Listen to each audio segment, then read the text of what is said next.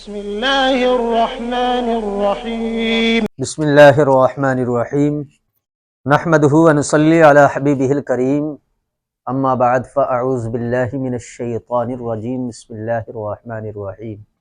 ان اللہ وملائکتہ یصلون علی النبی یا ایہا الذین آمنوا صلوا علیہ وسلموا تسلیما اللہم رب محمد صلی اللہ علیہ وسلم نحن عباد محمد صلی اللہ علیہ وسلم وعلی ذویہ وآلہ ابد الدہور وکرما۔ محترم ناظرین، بڑی ہی خوشی ہو رہی ہے کہ الحمدللہ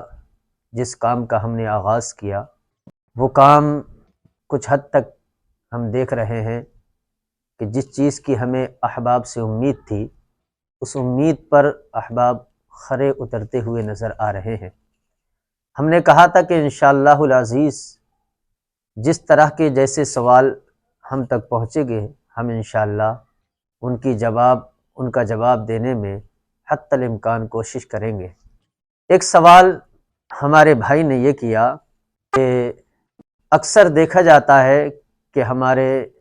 نومولود بچے جو ہوا کرتے ہیں وہ بستر پر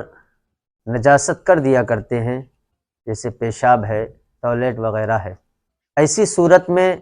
اس بستر کو پاک کرنے کا صحیح طریقہ کیا ہے؟ بہت اچھا سوال ہے۔ سائل کو میں داد دیتا ہوں کہ آج کے اس دور میں اس سوال سے ہماری ماں اور بہنیں بھی بہت ساری ناواقف ہیں۔ اسی صورت میں فقہائے کرام نے اس سوال کا جواب یہ عنایت کیا ہے کہ اگر بستر ایسا ہے کہ جس کو دھو کر کے نچوڑا جا سکتا ہے تو اس کو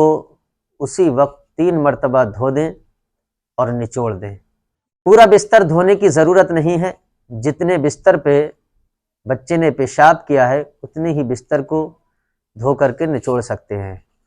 ہاں کبھی کبھی ایسا ہوتا ہے کہ بستر موٹا ہوتا ہے، اسے نچوڑا نہیں جا سکتا، تو اس کے تعلق سے فقہا نے فرمایا ہے کہ اگر موٹے گدے ہیں تو جتنی جگہ پر بچے نے پیشاب کی ہے اتنی جگہ پر پانی بہا دیا جائے، پھر اس کو ایک سائڈ رکھ دیا جائے، جب تک پانی ٹپکتا رہے اسے چھوڑ دیا جائے، جب ٹپکنا بند ہو جائے پھر دوبارہ اسی جگہ پر پانی ڈالا جائے، پھر اس کو ایک سائڈ رکھ دیا جائے، پھر پانی ٹپکنا جب بند ہو جائے پھر دوبارہ پانی ڈال دیا جائے، پھر پانی ٹپکنا بند ہو جائے، تو اس طریقے سے وہ بستر پاک ہو جائے گا۔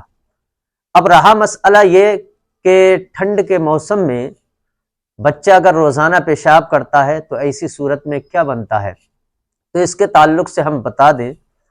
کہ اس بستر کو اگر آپ نے نہیں بھی دھلا، پانی نہ بھی بہایا اس پر، تو وہ بستر تو ناپاک ہی رہے گا، لیکن ایسا نہیں ہے کہ آپ اس کو استعمال نہیں کر سکتے۔ آپ اگر لیٹتے ہیں تو لیٹ سکتے ہیں، لیکن یہ ہے کہ اس پہ آپ نماز وغیرہ نہیں پڑھ سکتے۔ اگر آپ گیلے ہوں تو آپ اس پر بیٹھ نہیں سکتے، اس لیے کہ گیلے جب ہوں گے تو اس کی جو ناپاکی اگر سوکھ بھی گئی ہے تو وہ آپ کے جسم سے جب لگے گی تو وہ آپ کے اس حصے کو وہ ناپاک کر دے گی۔ تو اس میں خلاصہ کلام یہ ہے، اس مسئلے کا جواب یہ ہے کہ دھونے کا صحیح طریقہ وہی ہے کہ اگر موٹا بستر ہے تو آپ اسے 1 مرتبہ دھو کر کے رکھ دیجئے، پانی بہا کر کے، وہ ٹپکتا رہے گا جب تک، آپ اسے چھوڑ دیجئے، جب ٹپکنا بند ہو جائے پھر دوبارہ پانی ڈالیے، پھر وہ جب ٹپکنا بند ہو جائے پھر دوبارہ پانی ڈالیے، پھر ٹپکنا بند ہو جائے، وہ پاک ہو جائے گا۔ اس مسئلے کا صحیح جواب یہی ہے۔ اب ایسا نہیں ہے کہ اگر کسی نے پاک نہیں کیا تو اس بستر کو ہم بچھا نہیں سکتے، بچھا سکتے ہیں، اس پہ سو بھی سکتے ہیں، بس اتنا ہے کہ آپ اس پہ قرآن کی تلاوت اس جگہ پہ بیٹھ کے نہ کریں جہاں پر نجاست لگی ہے، اس جگہ پہ بیٹھ کر کے آپ یا کھڑے ہو کر کے نماز نہ پڑھیں، اس لیے کہ وہ جگہ ناپاک ہے،